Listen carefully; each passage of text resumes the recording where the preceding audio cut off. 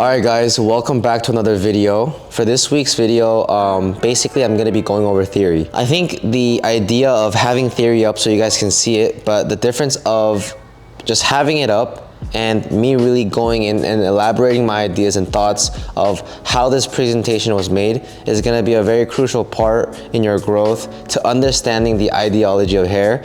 And not only that, I feel like as I introduce theory to you guys, make sure to pull your notes out, get ready to jot down some notes, but also have your theories out on your phones so you can follow along with me. I'll also have the theory popped right here on the right side of me, and you'll be able to kind of follow along and see exactly what slide it is I'm on and exactly which part I'm talking about. So with that being said, let's go ahead and start with our first slide. By now you should be on the very first slide, which is Theory by Jack Louie, brought to you by Prax Academy. Let's go ahead and get started. Let's go over today's agenda. So I think before I start, I kind of want to introduce to you what theory means to me and also what hair means to me. I think number one thing is the idea of theory for me. I don't really like to go into the most complicated version of theory. Number one reason being, I like to treat hair as a form of art form. And when you treat hair as a form of art, it gets more and more complicated if you try to break it down to math, right? So I think the number one thing I want to kind of inspire you guys and just tell you guys before moving on with these next slides is understand theory and really understand the rules, but learn when to break them and start to really create your own craft around it. So it's very important to understand the rules and break them as you go, because there's no right and wrong when you're cutting hair, and there's no right and wrong when you're producing good haircuts. With that being said, number one, my mission, okay? What is our mission at Prax? Number two, what can you expect? Number three, formula. Number four, core techniques. Number five, graduation and layering. Number six, creative cutting and disconnection. Number seven, hair types, choice of length. And number eight, personal cheat codes that you guys will be able to see in the rest of my tutorials. All right, so we're on the third slide right now, and I'm gonna be going over our mission. Our mission is to bridge the gap between barbering and hairdressing. And in this course, I wanna show you guys how modern barbering is executed in hopes to inspire you to reach new heights within your own careers. Now, as simple or as clear as that sounds, I want to go a little bit more in depth to what that really means.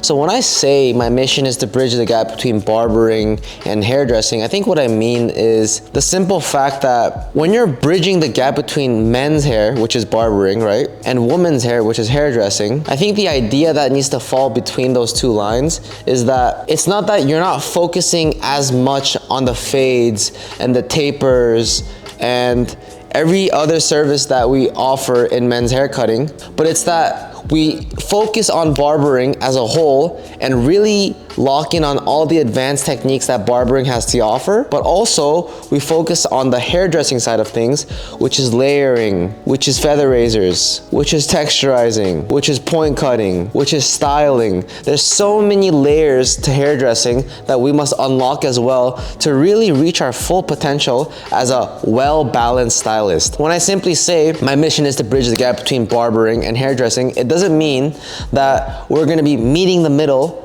and we're gonna be focusing a little less on barbering and a little less on hairdressing and meeting somewhere in the middle. What it really means is that we're gonna be focusing on barbering 100%, and we're gonna be focusing on hairdressing 100%, and we're gonna mesh that into creating what I call modern barbering. So I think the mission that I wanna really tell you guys in this video today is number one, how to become a very advanced, technical, skilled, modern barber, while showing you guys how to elevate your craft and elevate your careers, showing you guys how to heighten each step of the way as you kind of reach new milestones, right? And with hair, as much as you guys know, it's really limitless, right? You can't get perfect at cutting hair. It doesn't exist. You can't get perfect at anything related to hair. So you gotta understand there's always gonna be growth made, and our goal is to serve the best type of growth at each level of yourself being a stylist. Let's move on to our next slide. Slide number 4. What can you expect from this course? I put a lot of intention into making this slide because the first thing that I thought about was, if I was a student in your position, what would I genuinely want to learn?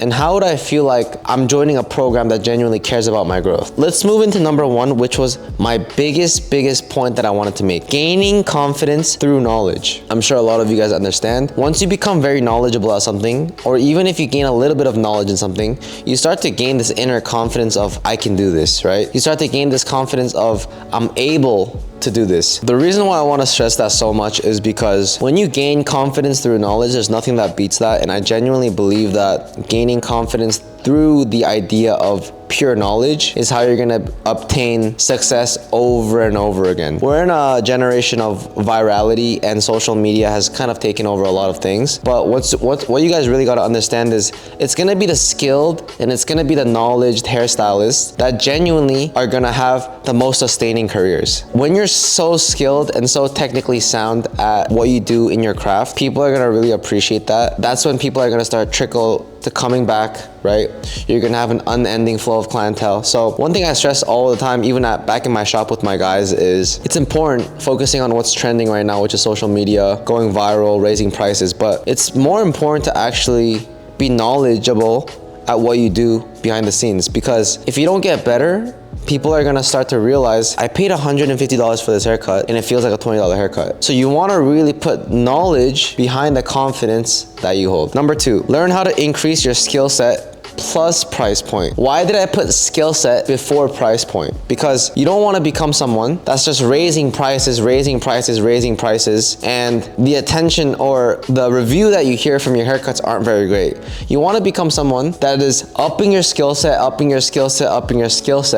and as you're upping your skill set, the price will naturally increase. Once you get so good at something and you're the best in town, right? And you're the best in your city, you're gonna naturally have to charge more than your competition. This is why I stress skill set before price point. You have to get really good at your skill in order to raise your price. Without raising your skill set, there is no price raise. Okay, remember that. Number 3, execute every style and texture and become a versatile stylist.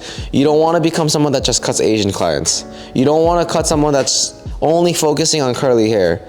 You don't want to become someone that's only doing fades, tapers, afro lineups, right? You want to become someone that can be a very well-balanced stylist that can balance out every single element when it comes to cutting hair. You want to be able to have everyone feel comfortable pulling up to your chair. So that's why I said number 3, execute every style / texture and become a versatile stylist. And to be completely honest, guys, if you guys have followed up to this point and you've made it up to number 3, you're probably already doing very good in your career. If you feel like number 1, 2, and 3 you're crushing at, you're probably killing it in your career already. I think 4, 5, and 6 is really gonna be the cherry on top to locking in your potential in 2025. Moving on to the next slide, so please follow along. We're gonna be moving on to formula. There's a lot of words in this slide, so bear with me. I wanna go ahead and start with number 1, which is the cutting. I'm gonna read this along, and then I'm gonna take a little break, and I want you guys to, at home, read exactly what I said so it renders in your brain. Number 1, cutting.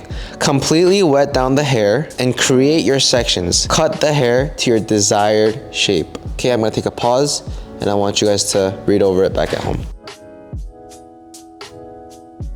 Number 2, shaping. Completely dry the hair with the application of a pre-styling product. Now shape the hair to the desired look using a round brush or a blow dryer. And I'm gonna have you read that out loud back at home.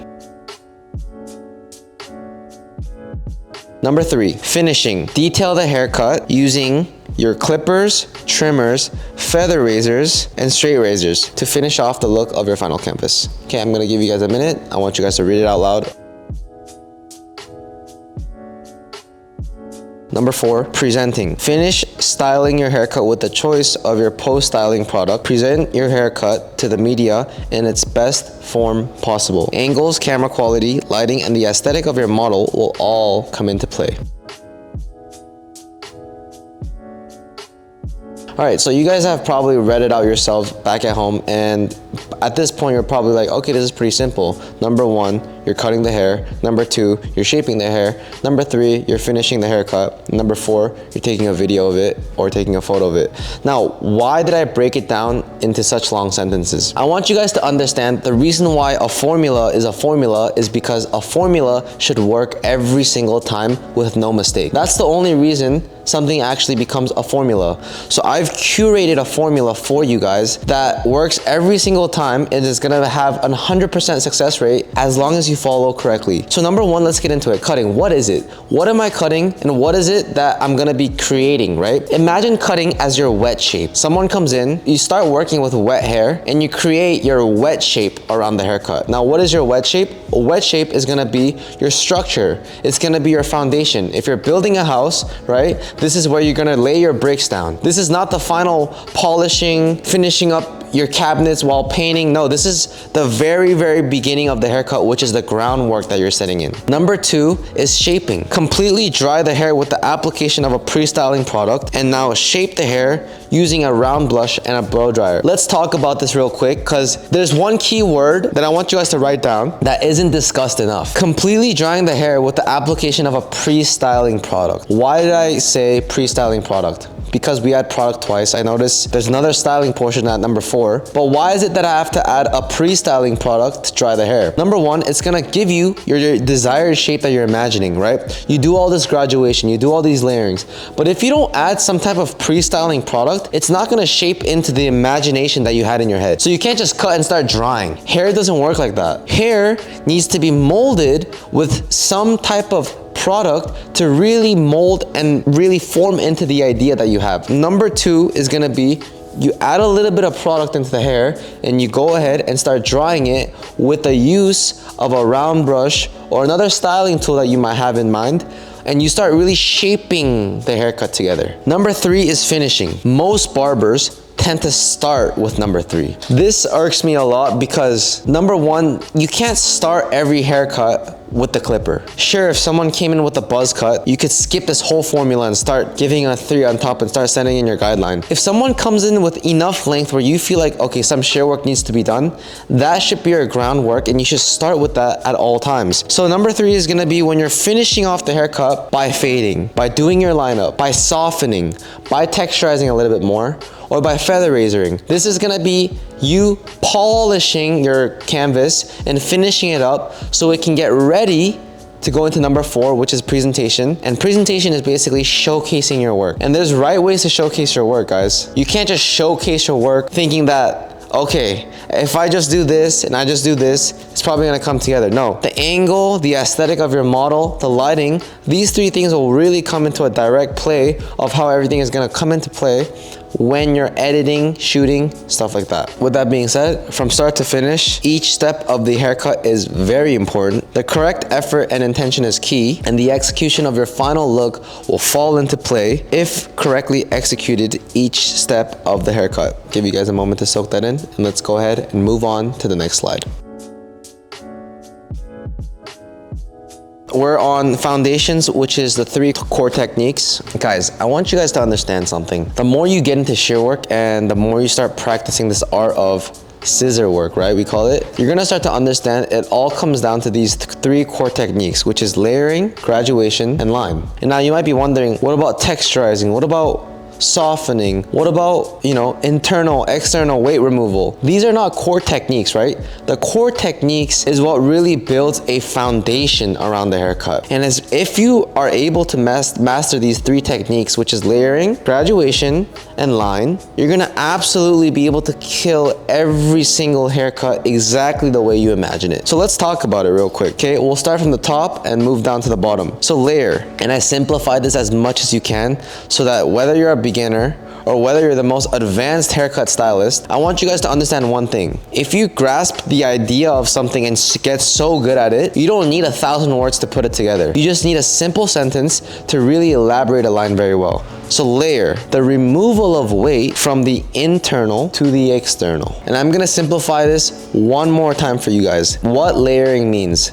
Layering is the process of removing weight. Now you might be thinking, oh, then does that mean I'm not gonna be taking off length? Does that mean I'm not gonna be adding texture? Forget all that, okay? Just think about what I'm trying to really elaborate here. Layering is the process of removing weight. Why is layering the process of removing weight? I'll give you an example, and I'll tell you this is the perfect example to use your technique of layering. Let's just say someone came in and they say, hey man, I really like this length, but the hair feels way too heavy. That's exactly when you use the process of layering. Let's give you another scenario. Hey man, I'm in the process of growing my hair out. I don't want to sacrifice too much length, but the weight just feels way too heavy to style. That's another sign that you must think in your head, something must trigger and say, okay, I need to layer the hair. You need to have a spark in your head immediately thinking, okay, I need to layer the hair. So layering is literally, to simplify as much as I can, the process of removing weight, okay? There's no way to overcomplicate this. You just need to remember one thing. When I'm removing weight, and I'm in the process of doing that, I'm most likely layering.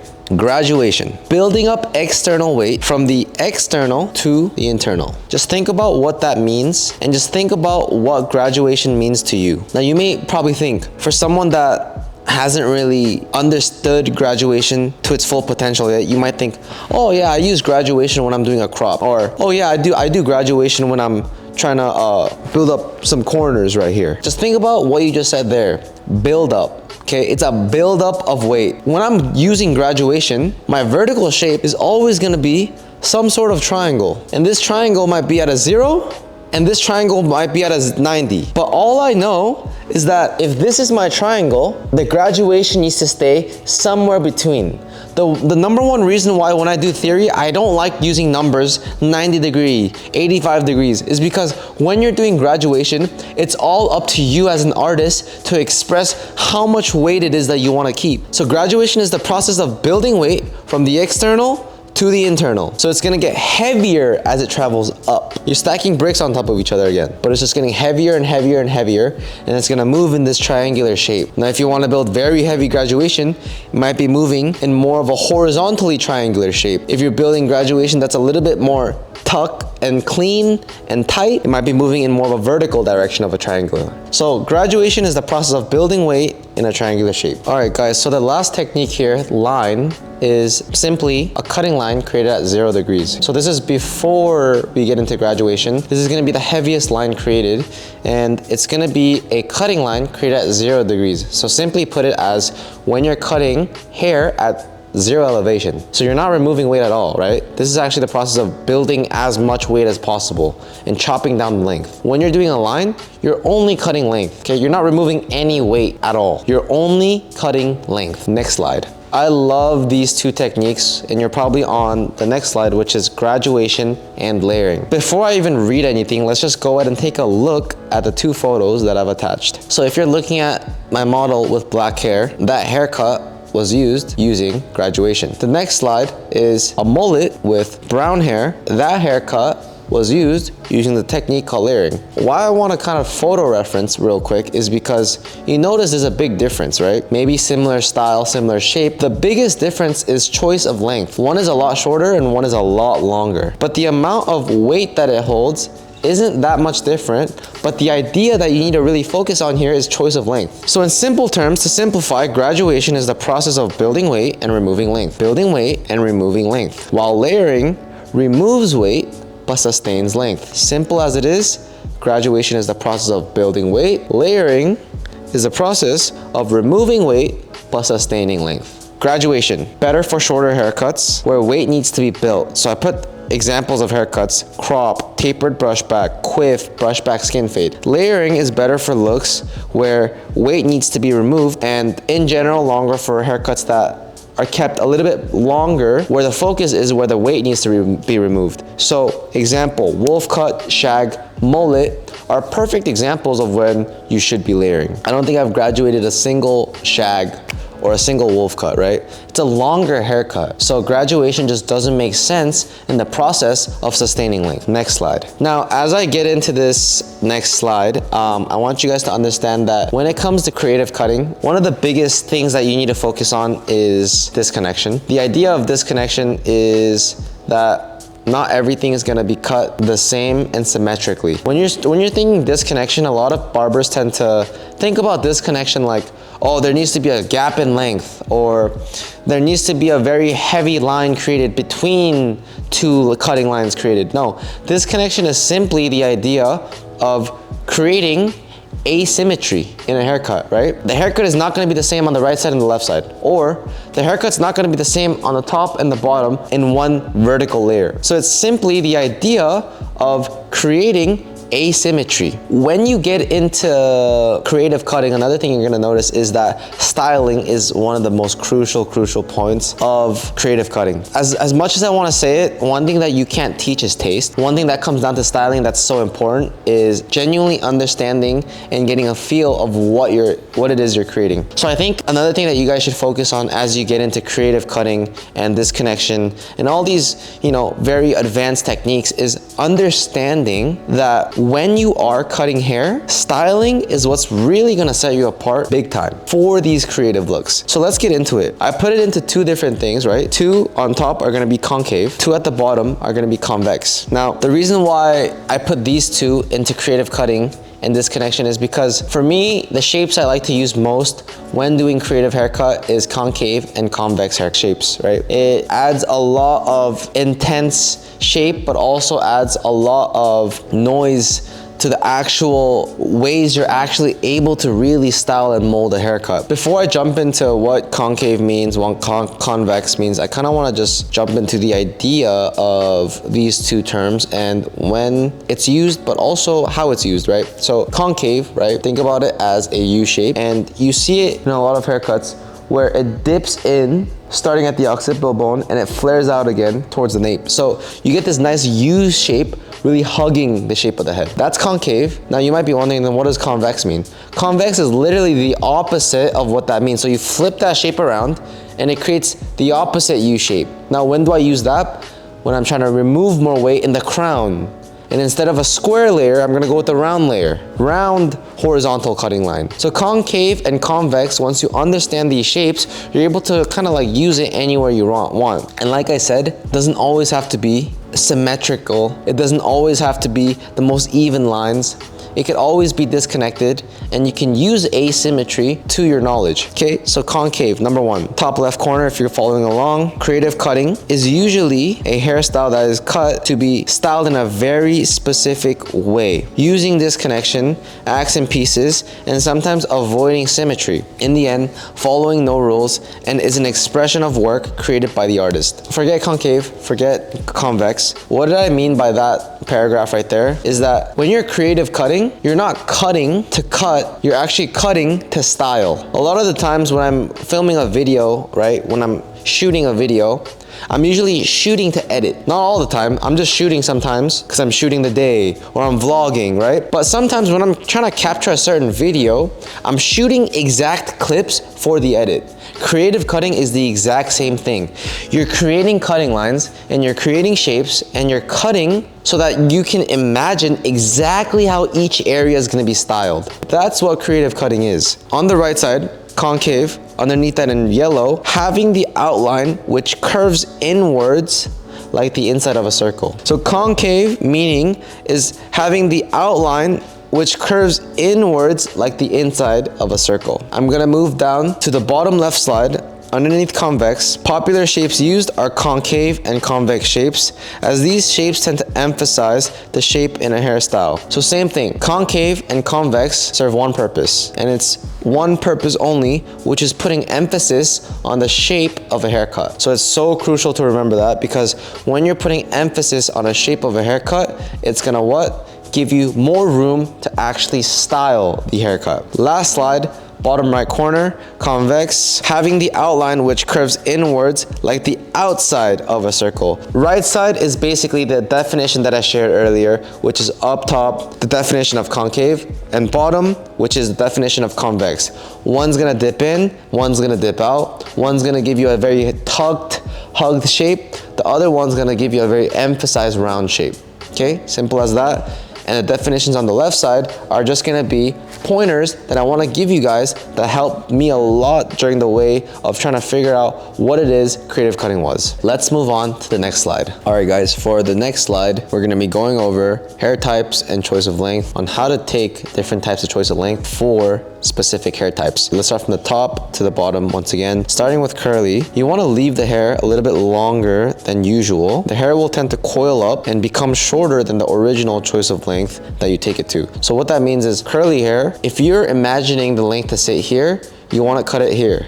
So you want to cut it a little bit longer than what you would imagine the length to sit at. Curly hair, as you may know, it's just gonna coil up. Because it's gonna coil up, you wanna leave the length a little bit longer. Number 2, wavy.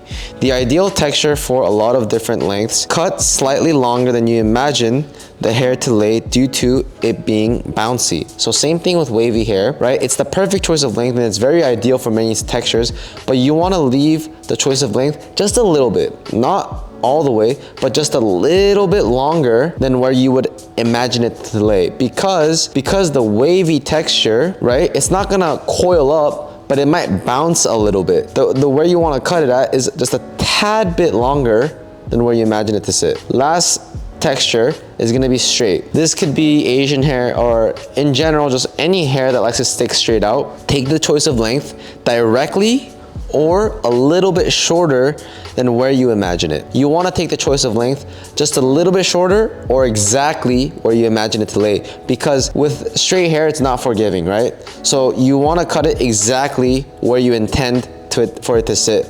So I think knowing that this is a very unforgiving texture, the precision and the accuracy is gonna take place, and you want it to really lay exactly where you imagine it to lay. With that being said, these 3, hair textures basically cover the entire realm of hair textures, which is straight, wavy, and curly. And once you master choice of length in these areas, you're gonna be able to come out with the perfect illusion every time. So next time you have a client that has curly hair and sits down and he's like, I want a small trim, now you know. If you want it to lay above the eyes, right? If you want it to lay right at the eyebrows, try pulling it down, okay? See where you want it to cut, and cut it a little bit below the eyes. That way it'll bounce up to the eyebrows. So now you know, okay, choice of length, curly, leave it a little bit longer. Wavy, leave it a little bit longer, but not that much long, just a tad bit. Straight, cut it exactly where you meant to cut it or go a little bit shorter. Once you master that, choice of length is gonna come so naturally, and all you need to focus on is technique. Let's move on to the next slide. Last slide here, I'm gonna be going over personal cheat codes that you guys see in my other videos, and basically we're gonna be going over guard skipping, softening versus texturizing, technical cutting versus visual cutting, proper use of disconnection, adapting to salon setting and how to speed up shear work, finessing clipper work to shear work and creating the perfect blend, styling tips for creating flare and extending shapes, creating your maximum look for a final canvas. So these are all things that you're gonna be able to see in my tutorials, but I hope this video helped you guys out and gave you guys some knowledge on what it is theory was and what it is that I cover in my videos. If you feel like you're watching one of my videos and you kind of forget, oh, what was the choice of length that he talked about? Just go back to slide number 9 and see what I say about choice of length, and use this video as a tool to reference your tutorials off of, and use this as kind of more of a rule book in the sense of me covering theory for you guys instead of you just reading and guessing. So with that being said, I appreciate you guys tuning into this week's video as well. And yeah, I hope you guys are enjoying all the tutorials, following along. Make sure to practice them on mannequin heads, practice them on hair models. And yeah, I'll see you guys on next week's video. Thank you guys for tuning in. As always, hope you guys have a fantastic week.